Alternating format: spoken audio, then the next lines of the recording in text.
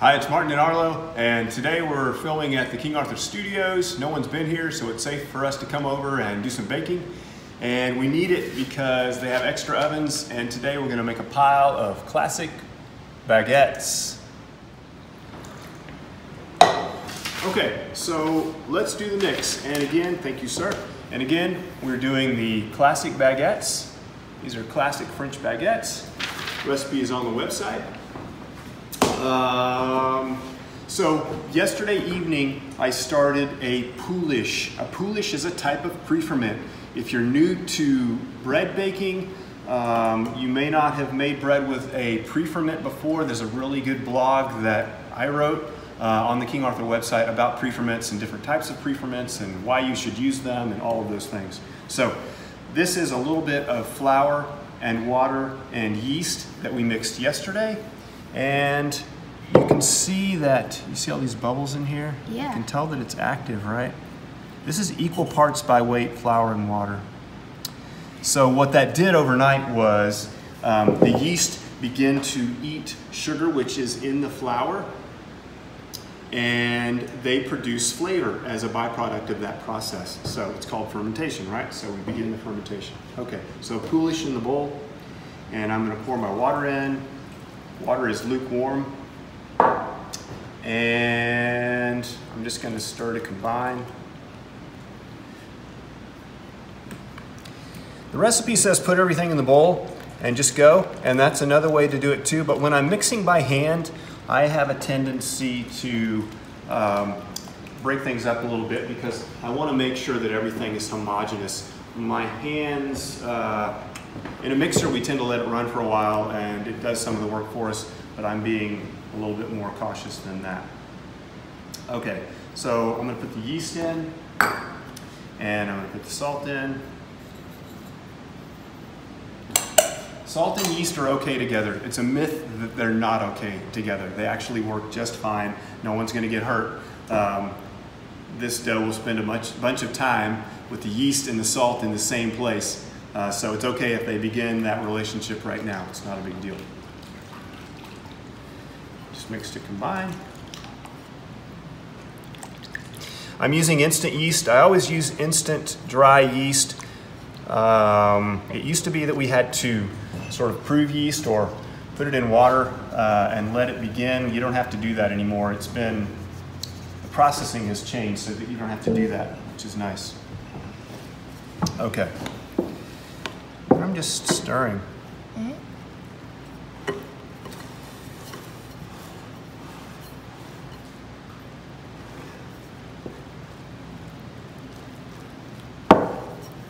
A baguette dough should be a soft dough. It should be a pretty soft dough. Now, what I will say about this recipe is that it is not as soft as a recipe that I might make in a bakery. It's a little bit stiffer, and that's okay because if you're new to baguettes, and again, I think I've said it many times before, baguettes are not easy.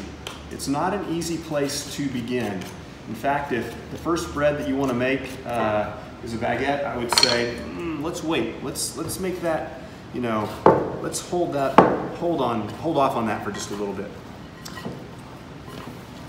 So, baguette dough should be a pretty soft dough, but like I said, this is a little bit stiffer, and the reason for that is that it's a little bit easier for you to shape if you're new to the game. If it's a really wet dough, it can be pretty challenging to shape. Now,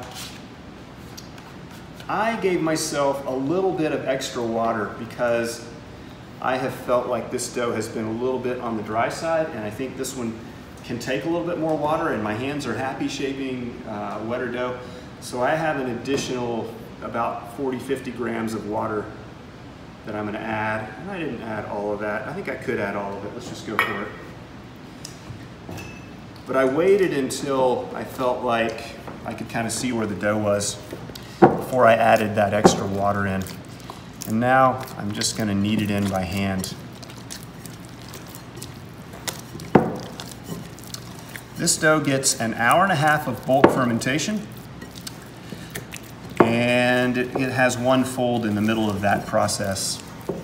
And the folding is just like kind of like, the folding is kind of like what we've done when we shape, right? You remember that, yeah. Okay.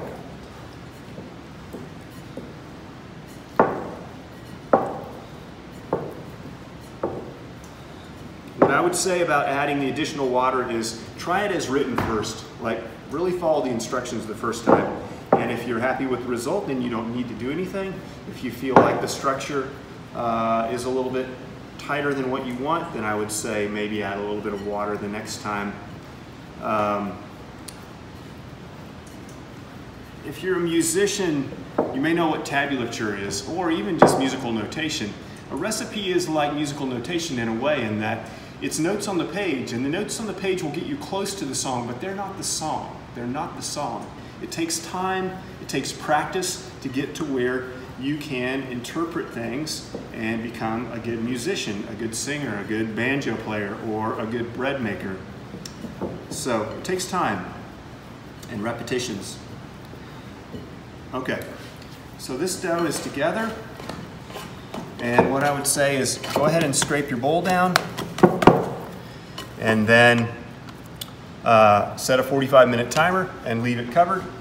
Do your fold at 45 minutes, and then at an hour and a half, or if it feels a little sluggish or it's a little cool in your house, then maybe at 2 hours, go ahead and go to your divide. We're gonna clean up here, and then I think we're ready to move to the next step. Yeah, okay, good. So, I'm gonna start this divide, and we already have some which are divided, and Arlo is just rounding those up. You can kind of round them a little bit gently. Yeah, so you remember how to do that? Yep, that looks really good. So Arlo is taking a divided piece of dough, and he's just folding the corners to the center, and that's about it. You don't have to do more than that. That's perfect. You don't even need to round it. No, that's good. That's good. You're just gonna sort of gather it and bring it together, and then put it seam down. Yep, seam down on a floured surface. And you keep going with that, and I'm gonna start with this one. The recipe on the website for the classic baguettes makes 3, and I have done a fair amount more than that. I've done a couple double batches, so I should be able to get about 6 out of this.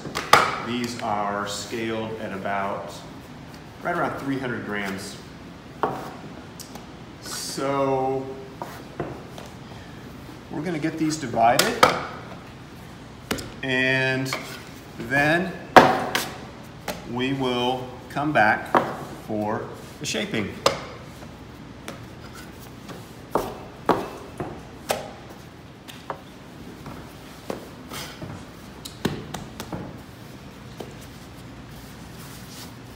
So we have these divided, and now we're going to let them relax for, I'm guessing this is going to take about 20 minutes to get to a place where we can shape it. So we're going to let them relax. Make sure that you cover them. If your room is particularly dry, you're going to want more than just a towel or something on top. You're going to want a piece of plastic or something which prevents the skin from drying. If the skin dries, you will have problems when you go to shape. So protect those baguettes. Okay, so this dough has had 15, 20, 25 minutes, I don't know, somewhere in there, to relax. And it's starting to feel like we could shape it. If you pick a piece up and it doesn't sort of easily, and actually these might just be just a titch young, but it's okay, we're gonna make them work. If they feel tight and you can't stretch them in just your hands right here, then you're probably gonna have a hard time shaping them. So anyway, I think these are pretty close. And let me see how they feel. This is our linen. Let me fix this real quickly. I'm gonna put a little bit of flour down before I go to shape. Thanks, buddy. I'm gonna put a little bit of flour down and smooth it out. This is linen. This type of linen is very good as well. This is a flax linen. You can also use, somewhere around here, you can also use a dish towel. As long as it's a pretty tight weave, it will be okay. The nice thing about canvas or flax linen is that it has some rigidity to it. And so when you go to load, it makes it a little bit easier. It also makes it so that the dough doesn't stick quite as easily. So I recommend linen. I recommend flax linen. It's like the industry standard. Okay, I'm gonna shape a couple here, and then I'll have Anthem come around and have her shoot over my shoulder so that you don't have to look at this upside down. Okay, so if you've watched our videos, you might have seen the shaping video. We did a video where I covered baguette shaping, but I'm gonna do it again today just to sort of help people out. I start with a letter. I go halfway down, and then I come all the way to the leading edge and seal, and press to seal. Now, I go back and forth to get down to about the diameter that I want, and then I elongate. How much do I elongate? Good question, Martin. This piece of parchment right here is exactly the length of my baking stone. Look, 18 inches. If I keep this piece of parchment on the bench, I can use that as a guide. And it just so happens that that's the same as this. Is that 18 inches? Yes. And it's the same width as this baking tray as well. So I have a couple things to help me make sure that I get the right length. I roll it through a little bit of flour that helps keep it from sticking as well. And then I put it onto my baking tray. I make a little pleat, or I sort of gather some material in between. And then I go and do another one. Let me do one more. And then I'll have Anthem come around, and then I'm gonna have you shape some too, okay? Okay. You shape some baguettes, but all of us could use practice, all of us, including myself. So I'm basically making a letter, and I like to have sort of straight-ish edges. I make a little divot in the middle. I come down once, and then I come all the way to the leading edge. You can do that a couple different ways. You can use your hands, sort of working with paddles, or you can come and you can use your hand to seal like that. So then back and forth to the diameter that I want, and I taper the ends. Go through the flour, and then I put it over here, and you'll notice that whenever I put it over here, I always place it seam up. It should be seam up.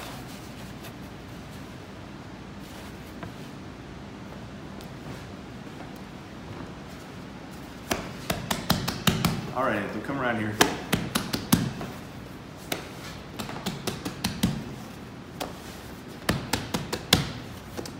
So let's see this again. I pat it a little bit. I fold it in thirds like a letter. I want it to be straight as best as I can.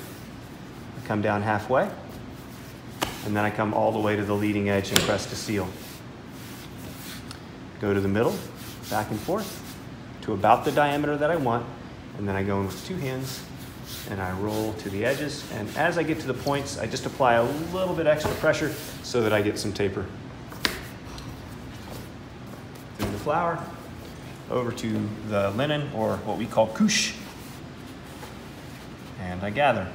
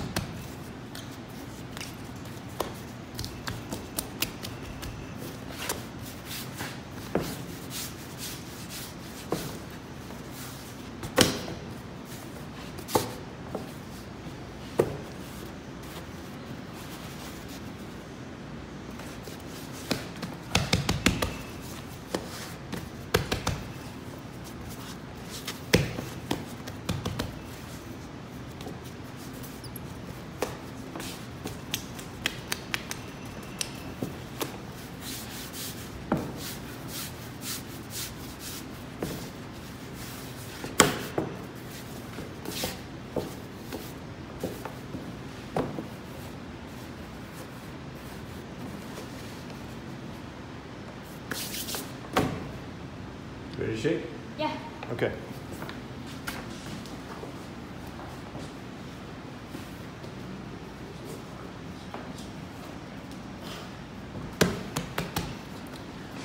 you want to do one side by side with me? Sure. Let's do it side by side. Okay, so let me see, you got a little bit of flour there. You don't need much flour. If I'm gonna flour the surface, I like it to be near, but not in where I'm shaping. So I like it to be near to my shaping surface, not in my shaping surface. So you got a little bit of flour there. So, that, and give it a little bit of an east-west tug. So I would say east-west to side by side, that's perfect. Yep, perfect. Now, pat it again. Now, down just a little bit. Yep, and seal with hands like paddles. Perfect. And then turn it around. Very good. And see, bring it just a little bit down. That's very good. Hands like paddles and seal. Press it up to make sure you're not stuck to the bench. Does it feel like you're stuck at all or no? Feels pretty good, yeah? Mm-hmm. Okay, so then with like the karate chop, boom, boom, boom, boom, in the middle, like that. Now hold it just down a little bit, like as little as you can. Yeah. Perfect. Perfect. Yep, perfect. And now see if you can come all the way to the leading edge, like that. Yours looks better than mine so far. I love it. Okay. Is it sealed? Okay, yeah, that's good.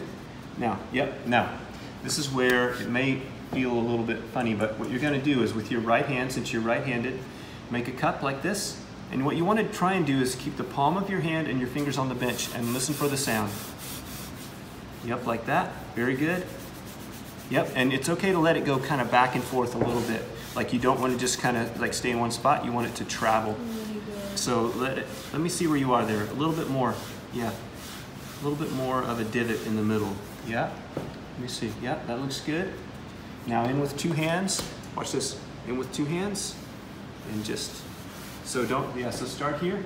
And what you want to do is when you go in right here, don't let that dough get past your hand. As you slide to the outside, don't let that big lumpy part get past you. So look what I do here. I'm not going to let that dough get past me. I'm like rolling it out of the way a little bit. Okay. Does that make sense? It's not working.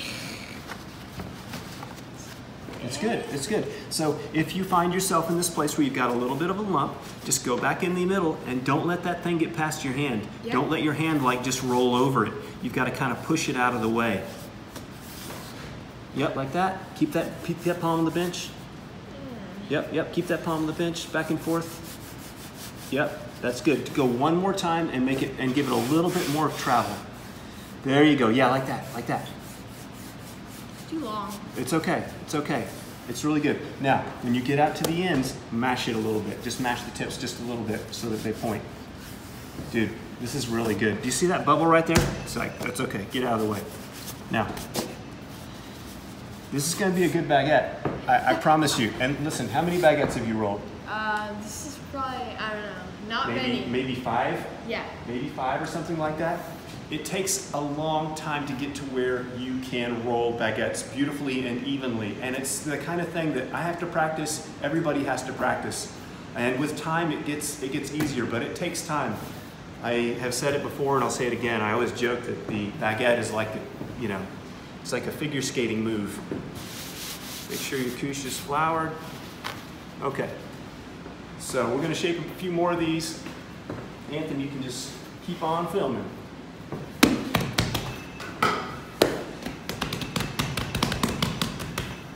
Get it, tree, yep, east, west, cool. Good, good. Down a little bit. Flip it. Add it. Just give it a little bit. Perfect. And then pick it up. Make sure that it's really square, so if you're sticking a little bit, pick it up. This one looks a little bit skinny this way, right? Yeah. So what you can do is you could actually take that and you could go all the way to the leading edge with it and just be done. Like skip that intermediate part. Yeah, so give yourself the divot. There you go. There you go. Now. Yep, press to seal. Very good. And now, before you go, let's see here for a second. So you're really close. Okay, now you're ready to do it. Look how even it is. See how beautifully even it is end to end? Yep. You know that if you start there, you're going to have a good baguette. Okay, that's good. Now both hands.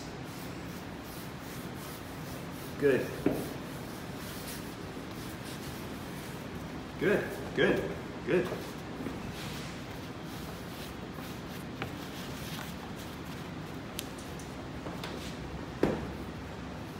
It's good. And you can still see the seam, right? That seam. Yep, it's right here. Yep. There we go. I'll turn it. That one's definitely better. Better. Oh, thank you. How many more there? Are these the last two? No, there's One more. Okay, one more. All right, we'll fight over it. Eventually, shaping becomes fun. Yeah. In the beginning, it can be a little bit stressful, and I remember that. But with experience, it gets to where you get to where it's fun. If you get a little bit of dough on your counter, make sure you clean that, because dough will stick to dough. Dough will stick to your baguette.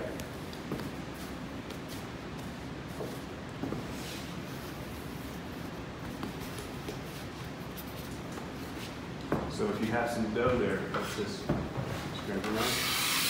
That, and then give a little bit of flour. So then you go to the. What do you think? You got enough real estate there to make it. So go half, just as little as you can almost. That's Yep. too much flour.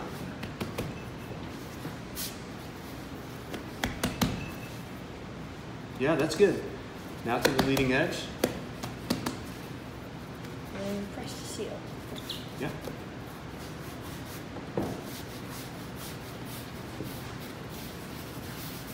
Now I move kind of quickly, but don't feel like you have to move at that pace. You just move at the pace which feels comfortable to you. Yeah, good.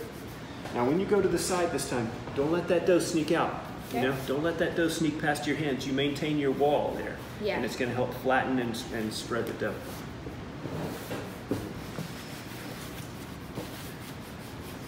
I don't know. I'm done. Yep, yep, yep. Are your hands a little bit powdery? Or I mean a little bit sticky? Just rub them on the bench for a second. There you go. Good, good, good. There you go. And now just taper it a little bit. There you go. If it gets stuck, if you feel like it's getting stuck a little bit, just come over here.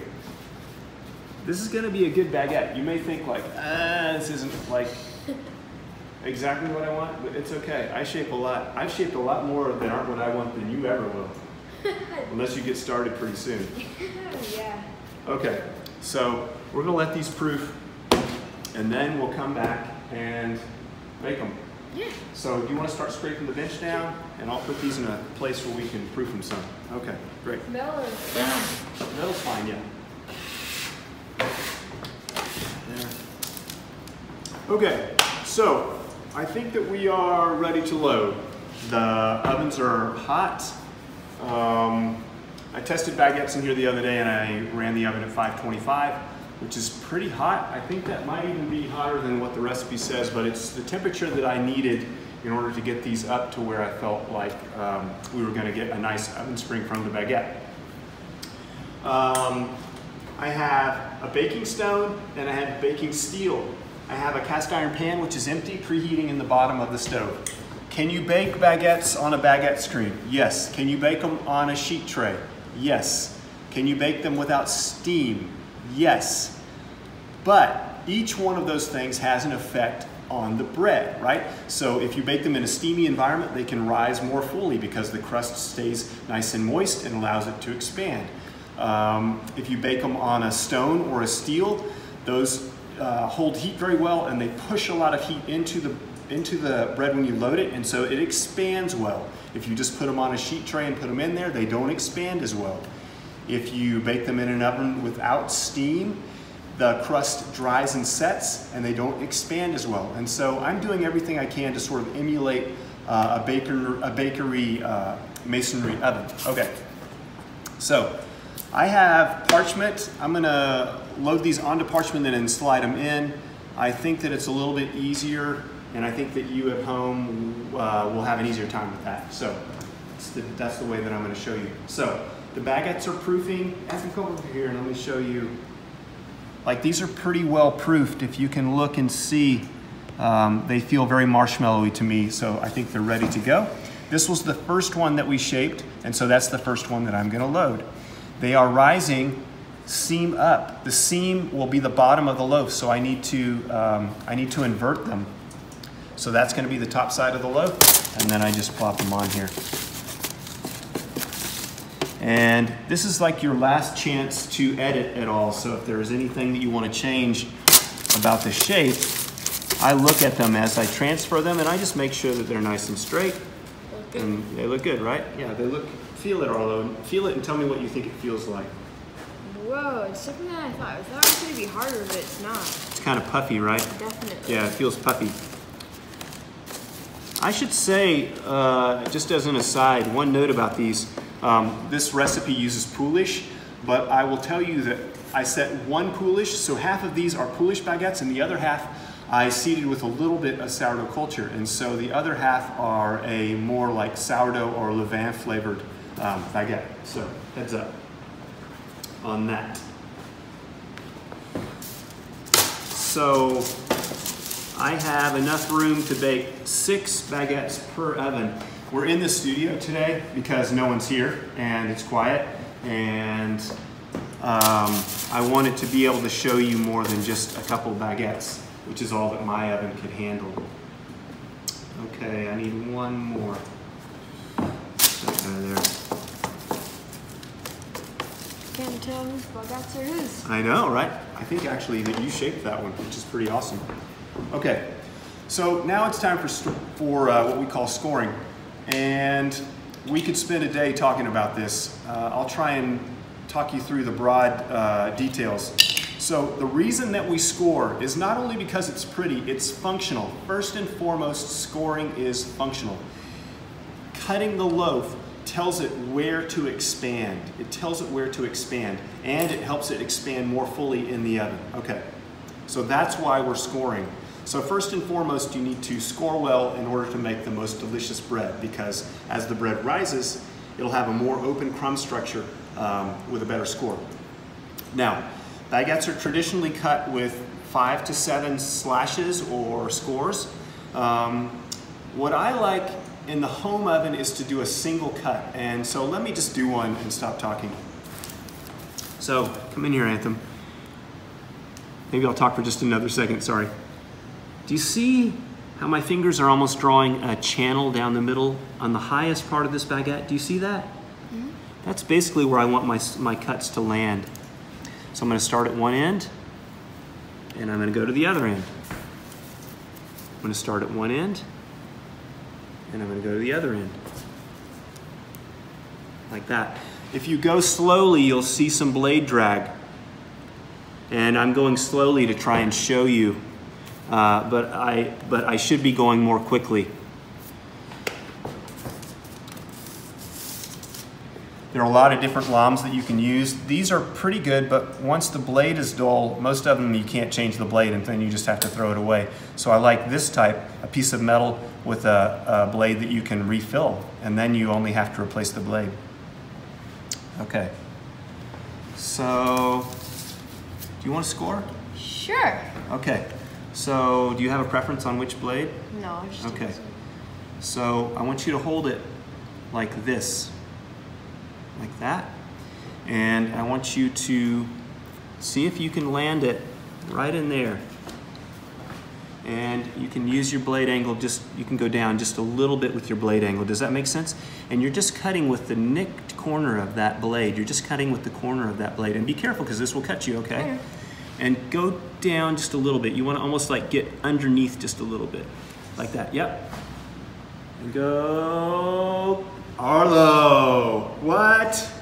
Dude, that was amazing. Look, perfect. Yeah, really good, really good. Okay, do another one, and same thing, just cutting with the tip of the blade, yep. And you can cut even a little bit deeper than that one. Yeah, good, perfect, great. Want to do the last one? Sure. Really good, wow. Okay, and make sure you go right off the end, okay. Right off the end. Listen, blade angle, there's a lot to talk about here. Blade angle is important. The most important thing though is that your oven has good steam. If your oven doesn't have good steam, they won't open, and it doesn't matter how you scored. So make sure you're baking with steam, first and foremost. We already had that discussion. And then make sure that your cuts are good. This might need to be just a little bit deeper, so I'm just gonna hit it again, just to make sure. But I think we're good. Okay, so now I'm gonna load.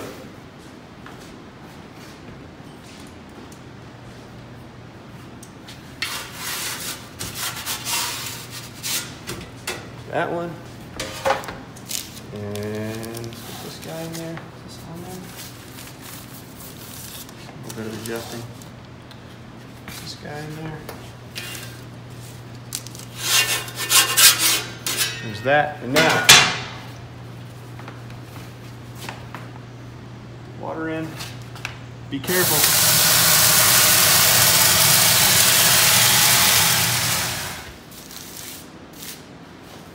Look, I made us a little pizza.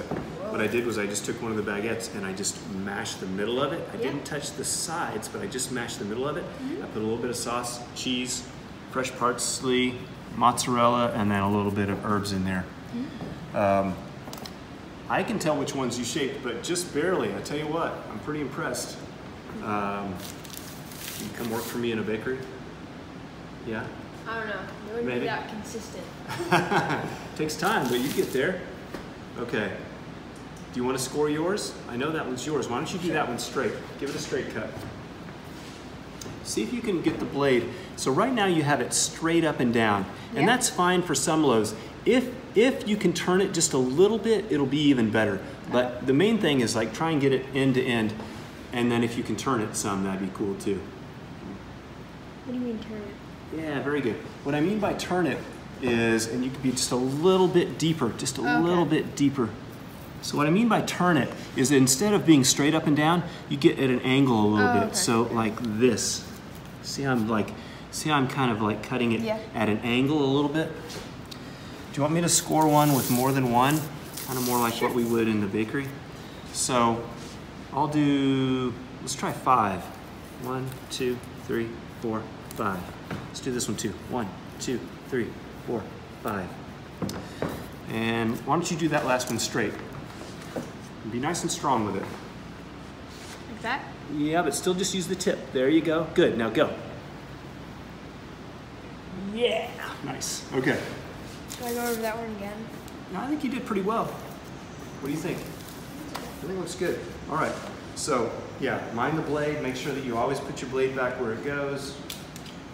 And always in the container. And keep track of it. Okay. Let's load.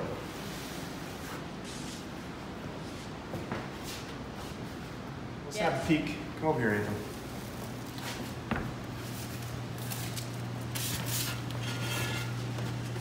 Obviously not done. Far from done, but looking pretty good. Yeah, looking pretty good.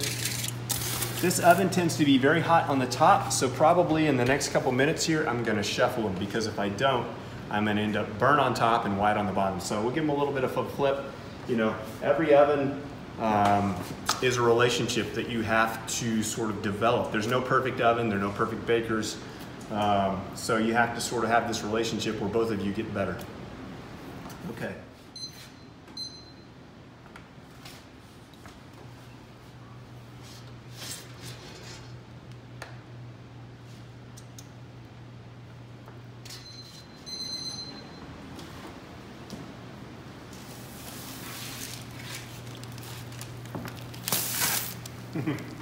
Yum.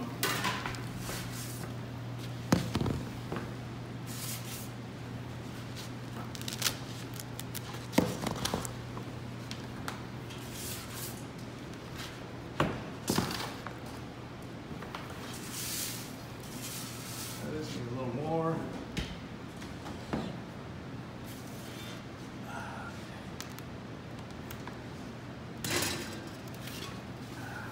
That's good.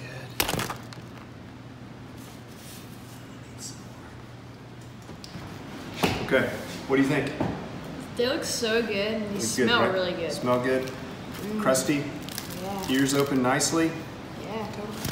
We've got a little snack here made with our baguette dough, little pizza baguette. I'm so excited. Yeah. So thanks for joining us today. We hope that you learned something. Baguettes are a journey. Enjoy the journey, eat your mistakes, and we'll be back soon with another video. Yeah. Good job. Thanks, Anthem.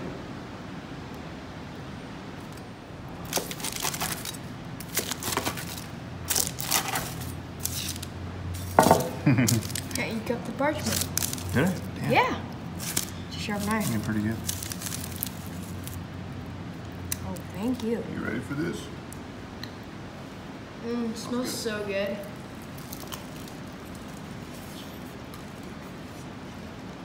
It's really hot, but oh, so good.